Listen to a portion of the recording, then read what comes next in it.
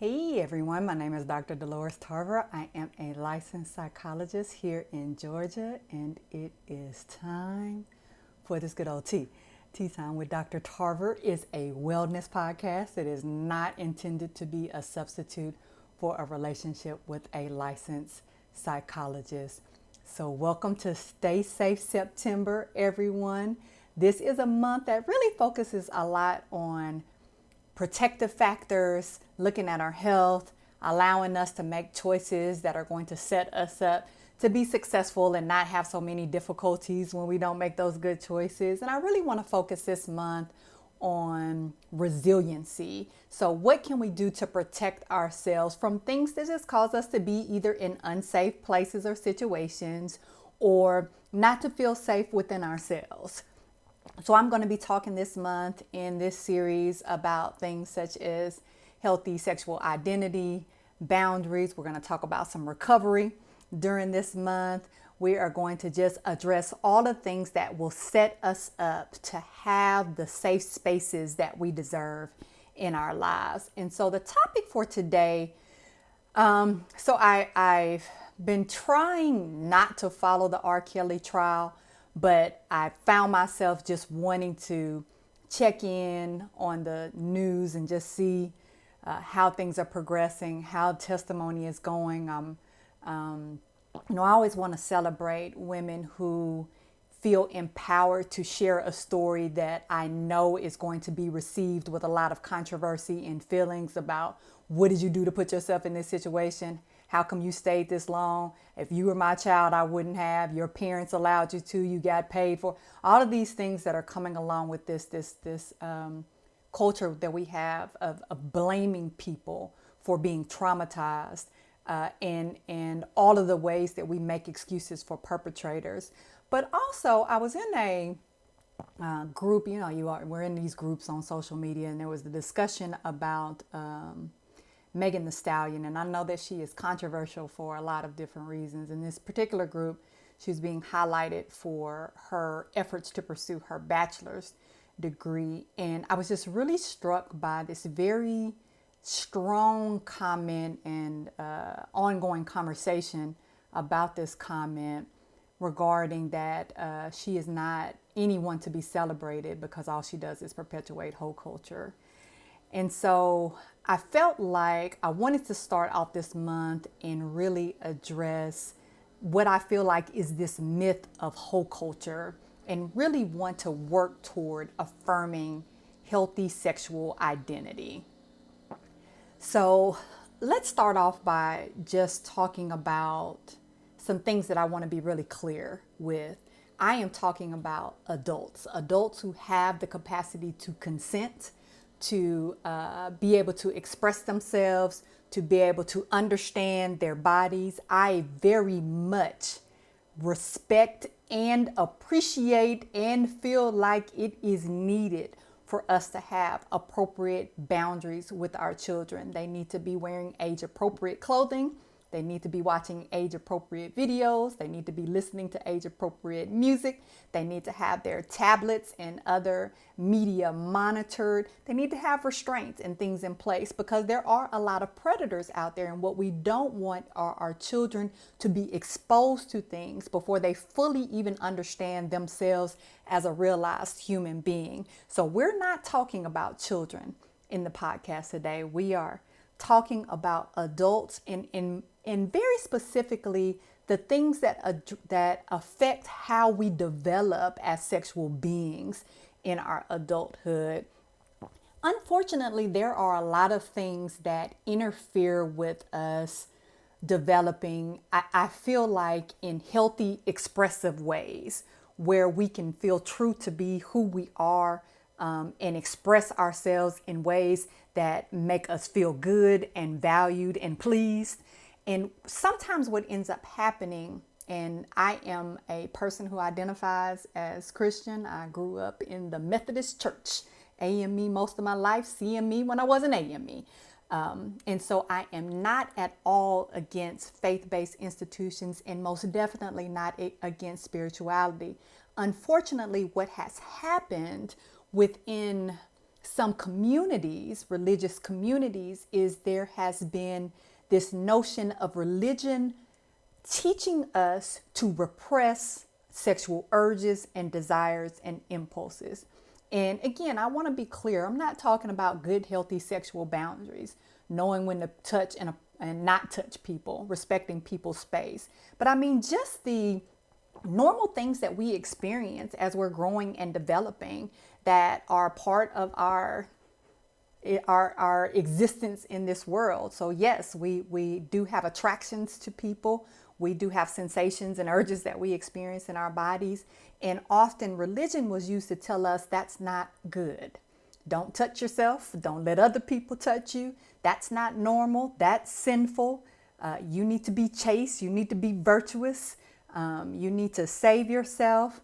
And you don't need to, sometimes don't even need to be having sex, even when you're married, other than for procreation. So there was no, you can't be polyamorous. You can't have multiple types of sexual experiences. You definitely can't have multiple sexual partners. And you definitely need to only be having heterosexual sex. So for a lot of people, they grew up in shame and feeling like they were worthless or they were an embarrassment or a sin or an abomination, because those are the messages that they received when they were simply just trying to express themselves or even learn. Sometimes we're just navigating, trying to figure out where we fall on this continuum of sexuality, and people just not being allowed to have the time and space to do that. But also media. So whether that's newspapers or magazines or social media, radio, podcasts, all of these messages that we receive about our sexuality. What's okay? What's not okay? Is that normal? Oh, that's weird. People don't do that. What's wrong with you? Or this is really sexy. This is what's attractive. This is who you should be as a person. And so if you don't fall within those constraints, oftentimes you don't feel like you're normal. If you do feel like something's wrong with you, or you try to make yourself fit into, which is even worse, try to fit into these roles that aren't comfortable for you. And then you have this internal turmoil. Our families affect us, our peers, our culture that we grew up in, even our workplaces. A lot of these things dictate, unfortunately, our sexuality instead of us getting a chance to explore what feels good for us. So let's talk about this whole culture piece. Now, I am very aware that people are not honest all the time about their intentions when they're engaging in sexual behavior. People sometimes feel like this engagement in sex means we're in a committed relationship. That hasn't been discussed, it hasn't been communicated, or people haven't been honest about it and said, why, yes, we are in this committed relationship when you weren't. And I know that people have been in multiple relationships with others and have not shared with their partners that they were in multiple relationships. I am not addressing any of that right now. What I'm addressing when we talk about this whole culture is this notion of people who express themselves sexually in ways that go against whether it's religious views or cultural views or things that were taught in your family or you saw with your peers or families or friends, whoever shaped you, and you're not engaging in behaviors in those ways. And so now I'm saying you're being hoish. All right. So frequently with women, we are painted as this very virtuous, like, oh, you're a mom, you're a wife, you are chaste. And then the other side of the spectrum is you're a hoe. And you out here being fast, you out here just putting your goodies all out on display. You're saying things that are not ladylike. And it makes women vacillate between fears of being seen as too prudish, because that's the other thing. Oh, yeah, you all are trying to be withholding sex. You're a tease, right? So we're on one hand, y'all don't put out. On one hand, you're fighting that image.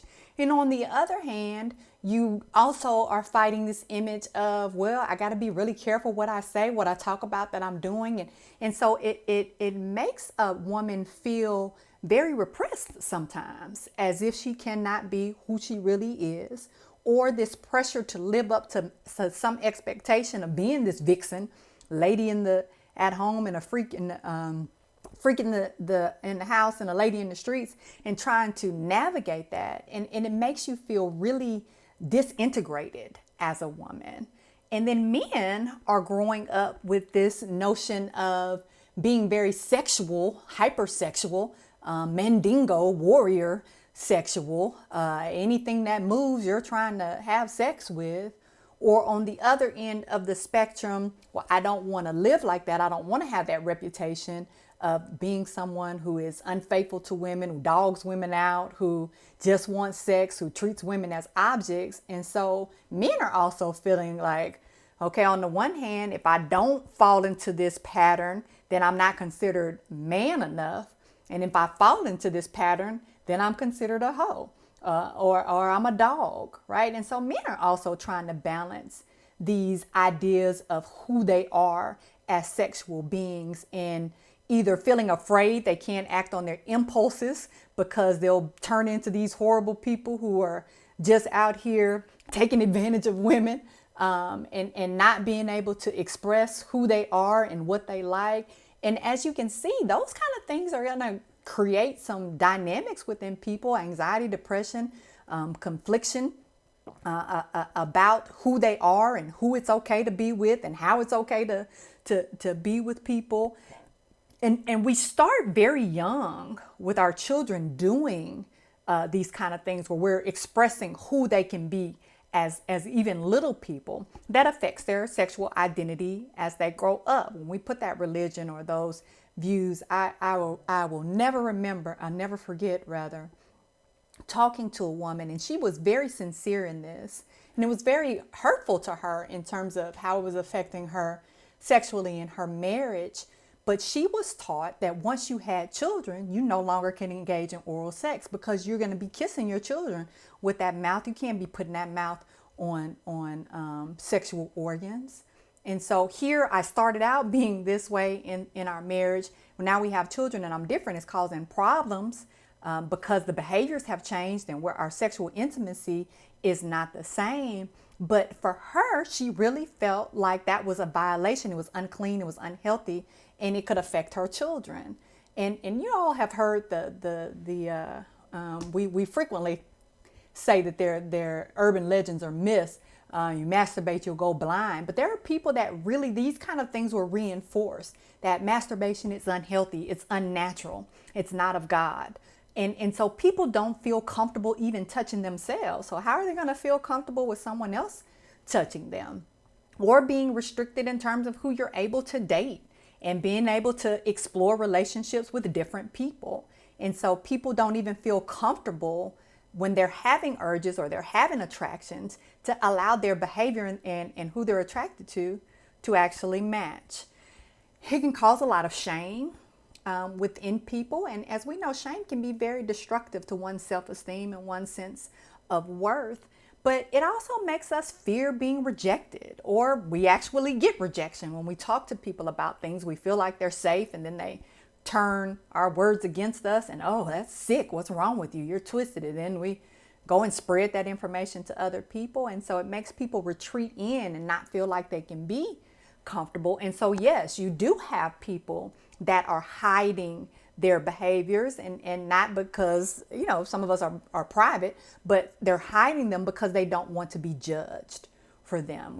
The statements we make: I don't want my daughter to end up on the pole. I don't want my son to be weak and be a punk. I need him to be a man's man. And these messages, what does it say to our children about what is acceptable for them in terms of who they can be? That I only will accept parts of you and not the rest of you. And then I grow up and I think the same thing in terms of my interactions with people, that you're not going to accept me as a normal, valued sexual being. You're either going to sexualize me because, as we frequently talk about it, it's much more acceptable for women to have sex with other women than it is for men to have sex with other men. And we sexualize the women having sex. So it becomes this fantasy thing for us, not really about women being able to express their sexuality in ways that are comfortable for them. And so where does that leave us in terms of how we see ourselves when we're being torn down? If we express ourselves in music about what we like sexually, if we post on our social media pages, if we wear things that promote that we feel comfortable in our sexuality, if we have multiple partners, if we're in polyamorous relationships, then we get that look or that like, why are y'all doing that in front of the children? It's, so it makes you feel as if sometimes you're just nasty. And often when we feel that way, then we are going to be repressed and we're going to have, of course, some negative consequences in our relationships, not only with ourselves, but with others as a result of that. So let's dispel some myths if we can. Not every woman is brought up in a sexually repressed environment. Not every woman who does grow up in a sexually repressed environment grows up to have unhealthy sexual behavioral patterns. Not every woman who sexually expresses herself lacks a father figure in her life or does not see her worth. It is absolutely possible to be an integrated woman who likes to be a sexual being, who engages in sexual behaviors, because as I'm dispelling this myth, let me point out that men and women actually don't have very different sex drives.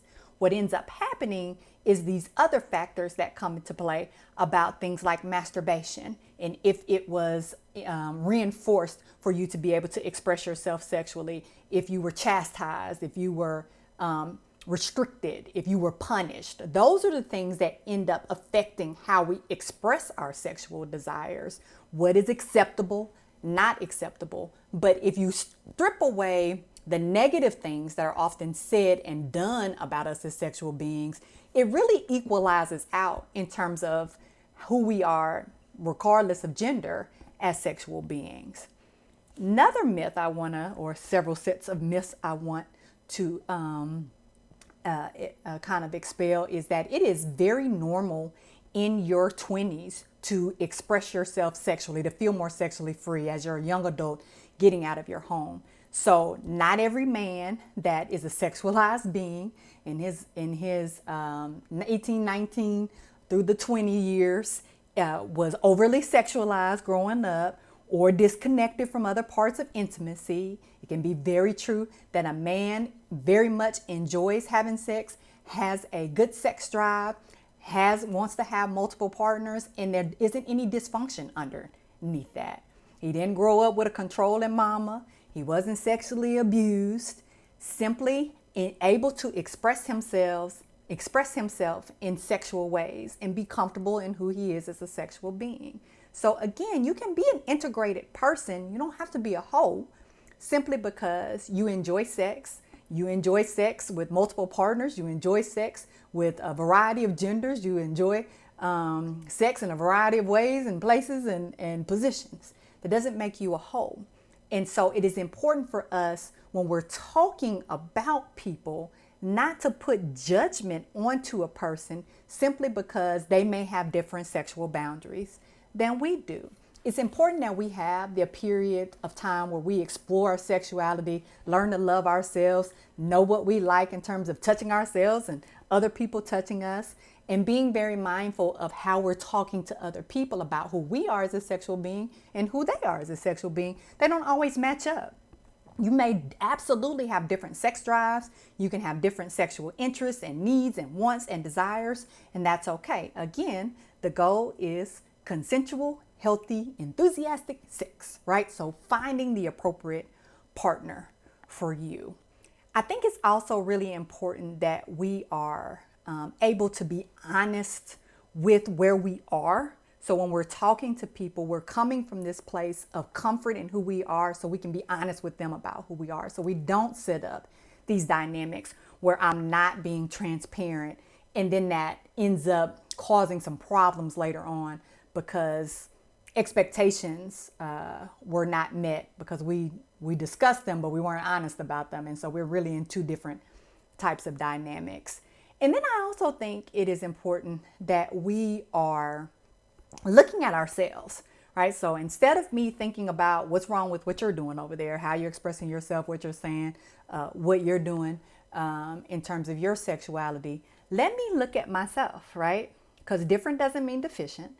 But let me look at myself and encourage what shaped my sexual identity. how did I become the sexual being I am today? And does it align with who I'm attracted to, what I like, what I desire, what I want? And if it's not in alignment, then let's talk about how we can get back in alignment. So what are some questions that I do need to ask myself? If I am talking to myself about, hey, where are you, friend, in this sexual journey? Where are you in terms of your being an integrated sexual being? First, always, in engaging in any type of sexual activity, is there that enthusiastic consent, right? So are both parties able to consent? That is very important. And are both parties actually aware of everything that they are consenting to? So we want to make sure, again, that we're being open and honest. Is my attraction and my behaviors matching? Is what I like, what gives me that passion and that desire, what turns me on? Am I doing those kinds of things? Or am I repressing myself because I feel like I'll be judged, or this behavior won't be reciprocated, or it will be met with this person leaving me, abandoning me, feeling like I'm deficient or odd or not enough in some way? Our boundaries before sex. Am I talking about those? Am I talking about our protection and what we're using? And oftentimes those are superficial conversations, and they really need to not be as superficial as they are, particularly if you know you are not in a committed relationship with this person, you know you don't want to have any children, and you want to be very mindful of sexually transmitted infections. So we need to have more of a conversation about how we're going to protect ourselves, because we get comfortable the longer we're with people. Sometimes we get comfortable when we have to be with people that long. And so we're not engaging in healthy sexual practices. What do I like? What do I dislike? What's on the table? What is absolutely off the table? And making sure that we discuss that ahead of time. I don't want to be in this place of having sex and then all of a sudden I tell you I'm not comfortable with something that you're doing. It can really affect your self-esteem in the sexual moment, and it can affect this sexual intimacy that we're having. So let's talk about that ahead of time. And yes, I know that there are a lot of things that you all may try spontaneously, but I also know that there are some things that you know, regardless, you don't want to do. So let's go ahead and address that. Are we having multiple sexual partners? Are we the only people having sex with each other? Are we having multiple sexual partners? Are we thinking about inviting multiple sexual partners into this sexual experience that we're having? Sometimes we don't negotiate those things, and we put people in situations that make them feel uncomfortable and violate their boundaries. We want to talk about that. We want to be honest about that, because I don't ever want anyone to say they're okay with something that they're not okay with. And so we want to make sure that we're able to have good, healthy sexual communication. We also want to make sure that we have good sexual health, right? So do we know how to take care of ourselves, our genitalia, right? The body is important. What we put into it, what we put on it, all of those things matter. How we clean it. So we want to make sure we're addressing those kind of things, because those can cause problems as well and not make you feel good about yourself, right? And that's part of that communication, being able to say, hey, here's what's affecting my sex drive. This is what's going on with me currently. So I don't want you to see any surprises during this experience. When we have changes because sometimes we do, we may adapt and want to do different things and maybe not get as much pleasure out of things we used to do before.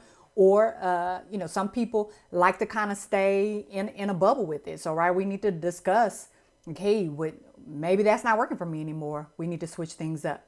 What's going on with me? And our feelings, like we're going to be anxious. Sometimes sex is uncomfortable, especially the first time you're getting to know people and trying to feel comfortable navigating the space, right? So being able to talk about that, being able to talk about things that I'm not as good with that. I feel a little awkward with that, or embarrassment or shame or whatever it may be that's going on. Being able to talk about, hey, the medications I'm taking and how that might be affecting me, or physical conditions, positions maybe that aren't comfortable for me, right? So I need to be able to talk to you about those kind of things and when to stop, right? We don't want to have pain.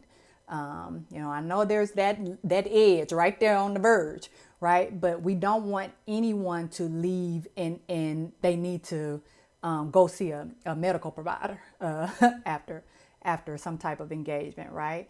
And we want to make sure we're asking questions that aren't overwhelming to people. Sometimes we can have conversations. It's just too long and it's just too much and it can be overwhelming for people. So let's be mindful of how much we're presenting to a person at a time. And is there other ways for us to discuss this? Books, movies, podcasts, different things that come up that take the pressure off of it being on us and talk more about, okay, here are some of the things that, I like, or that's cool. That's a good topic. Or what do you think about this? Right. So it introduces things without all that pressure. And you do want to ask yourself, am I setting aside time to be able to address the things that are important to me in terms of my sexual experiences?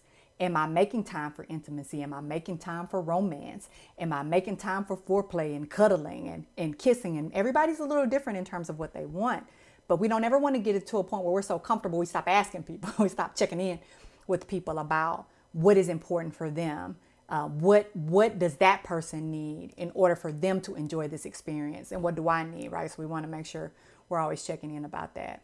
And then as we just talk about developing a healthy sexual identity starting in childhood, there are a lot of good tips out there for what to do.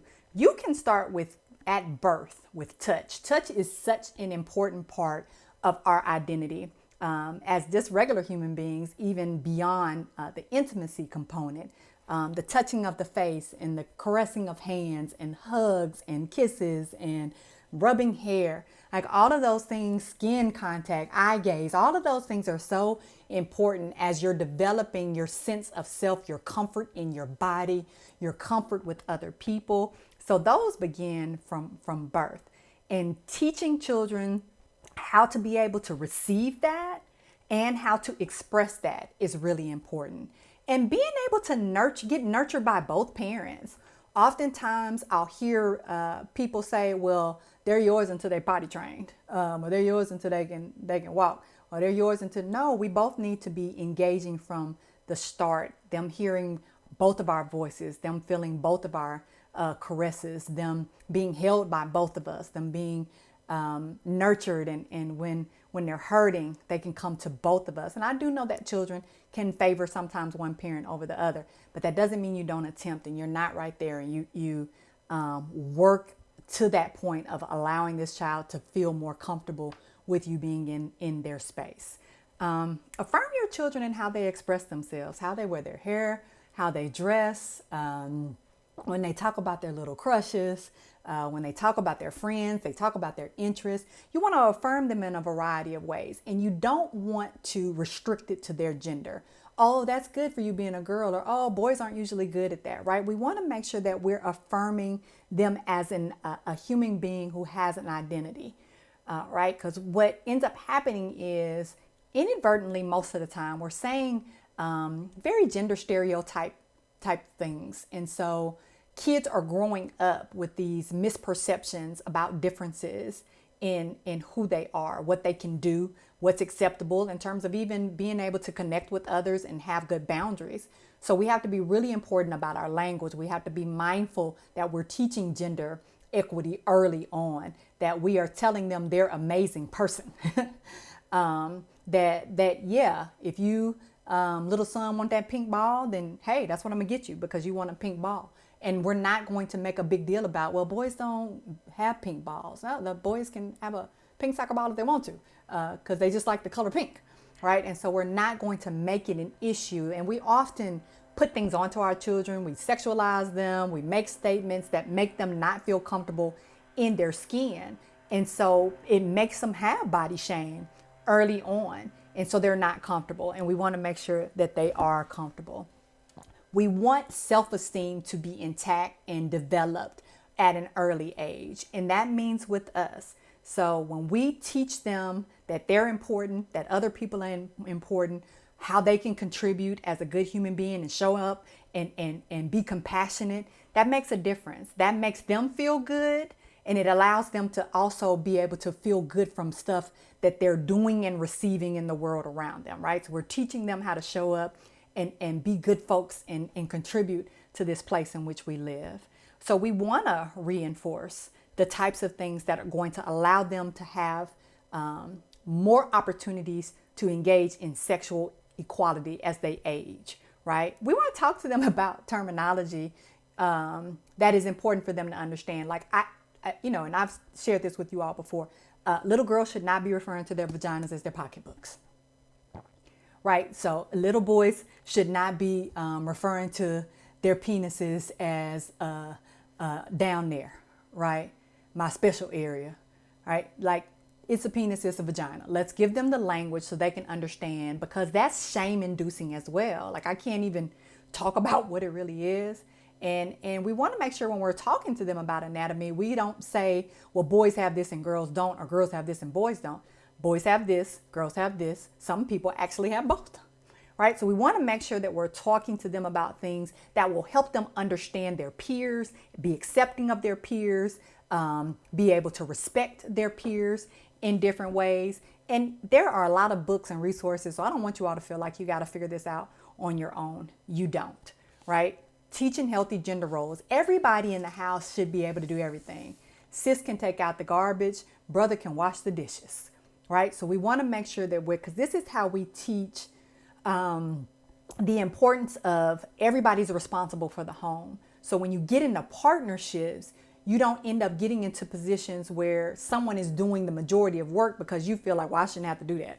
I only take care of the outside. You take care of the inside. I don't take care of the kids. You take care of the kids. I go and do this stuff. No, we can all do both because we're all going to need to do both. And so if we teach our kids this from an early age, this allows them to grow up as people who have good gender boundaries, but also have good sexual boundaries when they're negotiating things, when they're talking about, hey, this is what I like, I don't like, I did all of these things, so I have a good sense for what I like and what I don't like. It helps kids have voices too, to expose them to different things, give them different skills, allow them to be developed in a variety of areas. It helps with their intimacy. It helps with their communication. It helps with them being able to speak up for themselves and not be so fearful. So these are important things as we're talking about developing our sexual identity. And, in talking to kids, it doesn't necessarily have to be sex, right? We're talking about age appropriate things, but I can talk to you about using your voice. I can talk to you about respect for others. I can talk to you about comforting your body. I can talk to you about appropriate touch for your body. I can talk to you about some of the things you're feeling in your body, your sensations, where you feel them at, right? So these are conversations that are age appropriate, and we want to make sure that we're doing that. We want to give our kids an opportunity to have input. I know that some of us grew up in a generation where kids were seen and not heard, but those days are gone, right? So we want to make sure that our kids, that doesn't mean they have to negotiate every single thing, but yeah, like, hey, here's the list of chores. Which of these things do you want to do for this week? We'll mix them up, right? Or, hey, we are going to pick a movie tonight. You get to pick, right? So we're giving them choices and options. Like, here's a plate of vegetables. Which of these would you like to try today, right? We're giving them options. Here are 2 outfits. Which of these would you like to wear? So they're able to express themselves, what they like and don't like. And when they say, I didn't like this vegetable too much. What didn't you like about it? Okay, well, let's try this one. How you feel about this one? Does that one taste a little different? Yeah, that one tastes a little different. That one's not as bitter, or it's the texture of it doesn't feel as strange on my tongue, right? So we're giving them an opportunity to give feedback too about some things instead of forcing them. We don't want to force them to hug and kiss folks and sit in people's laps, and we also don't want to force foods on them either. We want to give them an opportunity to explore and try different things, but be able to have their voice around some things, and not, remember those days where you used to sit at the table and eat those peas and you're sitting there for hours, you fall asleep, right? So that wasn't helpful for us in terms of us being able to develop our identities. It made us feel like there were just things we were forced to do, and that can translate over into our sexual identity. So we want to make sure that we don't do that. We want to talk to kids about different types of relationships, normalize and discuss the relationships with your friends and with people that you like, and boys and girls, and so they don't feel like they can't talk to you about who they may be attracted to, or who they may like, or who they may want to spend more time with, right? And we want to help them understand their motivations toward, well, why do you like this person, right? So that's probably more of a constructive conversation. Well, what is it about this person that you like spending more time with them than you like these other people, right? So that allows kids to be able to develop into like, hey, here are some of the things that are important to me about engaging with other people. The goal is for you to love yourself and be a fully realized sexual being who can respect other people's expressions of sexuality and their boundaries. They don't have to be the same in order for them to be okay. All right? You all be well.